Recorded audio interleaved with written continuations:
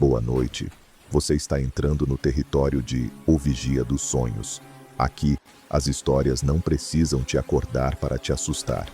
Elas esperam você fechar os olhos e acompanham cada passo até o sono. Respire fundo. Deixe a noite se aproximar.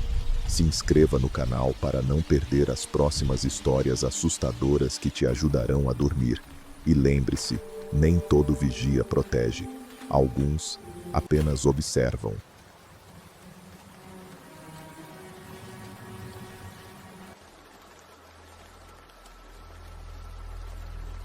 Meu nome é Rafael, e esta é a história que eu demorei 7 meses para conseguir contar, e mais alguns anos para aceitar que realmente aconteceu.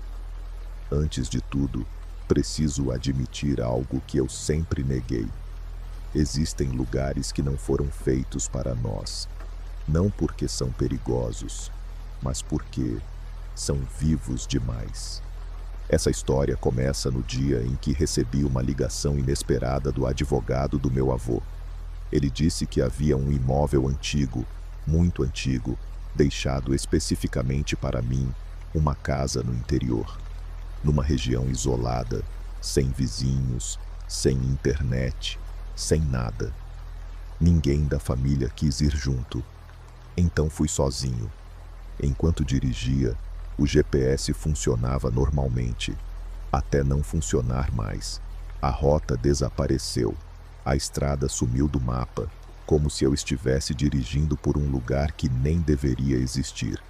Mas ela estava ali, perfeitamente real diante dos meus olhos, deserta, silenciosa e longa demais. Depois de um tempo que eu não consegui medir, talvez 20 minutos, talvez 1 hora, a casa apareceu. Uma casa de madeira escura, com janelas fixas como olhos e um alpendre torto, parado no tempo. A primeira sensação que tive foi estranha. Parecia que a casa estava me esperando. Quando abri a porta, o ar que veio de dentro era frio demais. E não havia poeira. Nenhuma poeira.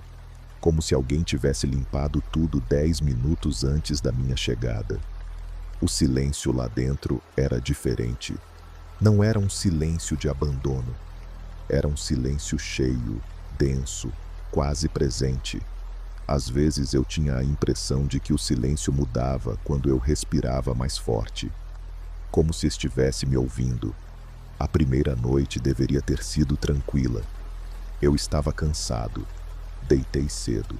Dormiria a noite inteira se algo não tivesse me acordado às 3 da manhã. Um estalo pequeno. Madeira cedendo. Quando olhei em direção ao corredor, vi a porta do quarto de hóspedes aberta em exatamente 1 centímetro. Eu tinha fechado aquela porta. Fechei de novo. Chequei. Voltei a dormir.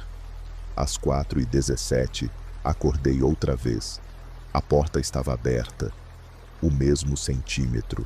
Aquela precisão parecia deliberada, como se fosse o suficiente para alguém observar. O segundo andar tinha apenas 2 cômodos, um quarto completamente vazio e um corredor curto que terminava numa janela trancada. O quarto vazio, porém, tinha marcas profundas no chão, marcas de cama arrastada, de um lado para o outro, repetidas vezes, mas não havia cama ali. Era como se alguém tivesse dormido ali por anos, ou tentado fugir daquele quarto encostando a cama na parede. Nunca consegui decidir qual possibilidade era pior. No final do corredor, havia um espelho antigo, moldura escura, quase queimada. Na primeira vez que passei por ele, senti algo errado. Meu reflexo demorou uma fração de segundo para me acompanhar. Milésimos. Mas eu vi. Quando mexi a mão, o reflexo mexeu também, com um atraso mínimo.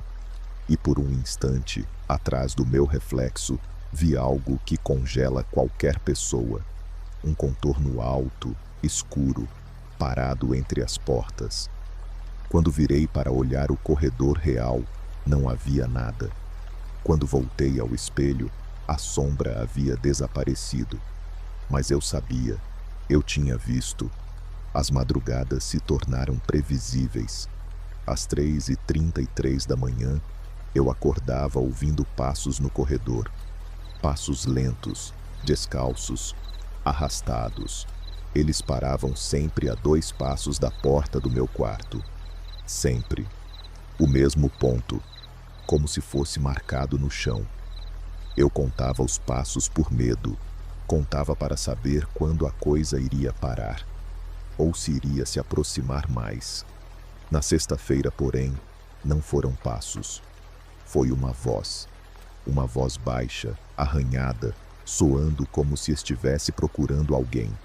Ela repetia um nome, Isabela, várias vezes. E então, no meio da noite, a voz perguntou: "Por que você voltou?" Voltar? Eu nunca tinha estado ali antes, mas a casa parecia discordar. No 8º dia, encontrei uma abertura no teto e subi para o sótão. Era pequeno, escuro, cheio de cheiro de madeira molhada. Havia 3 caixas com nomes escritos: Clara, Marcelo, Isabela. A caixa de Clara tinha roupas infantis dobradas, como se estivessem esperando alguém voltar. A de Marcelo tinha ferramentas antigas e uma foto do corredor, mais novo, mais curto, e no fundo da foto, uma sombra parada exatamente onde os passos sempre paravam. A caixa de Isabela não abria. Por mais força que eu colocasse, era como se estivesse trancada por dentro. Hoje, penso que talvez tenha sido melhor assim. Com o tempo, descobri que a casa seguia um ritual próprio. 3h33, passos. 4h17, porta abrindo sozinha. 4h50, vento gelado atravessando o quarto. 5h03, silêncio absoluto, pesado, sufocante. Todas as noites, durante meses, até que, no 7º mês, os passos não pararam na porta. Eles entraram. Eu senti o colchão afundar do meu lado. Devagar, pesado, como se alguém tivesse sentado ali.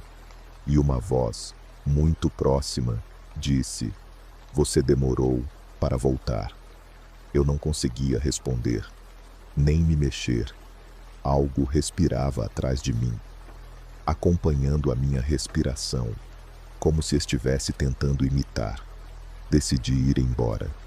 Arrumei minhas coisas, carreguei o carro, tranquei as portas, mas quando fui girar a maçaneta da porta da frente, ela não mexeu. Estava travada, como se a madeira tivesse vida própria.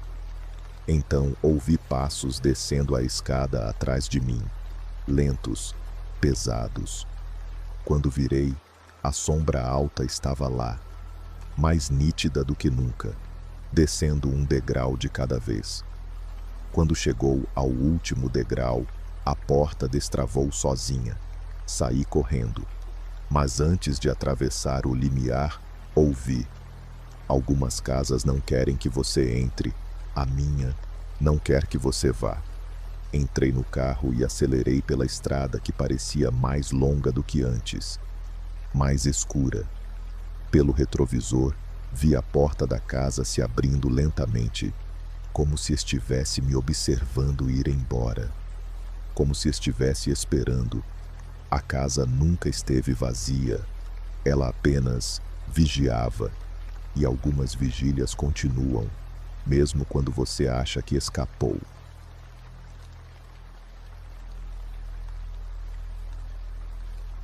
Se você ainda está acordado, respire fundo. A noite ainda pode reservar muitas surpresas. Aproveite para dar um like e se inscrever no canal se você gostou da história. Obrigado por chegar até aqui. Comente em que horário você está assistindo este vídeo. Nos vemos no próximo sonho.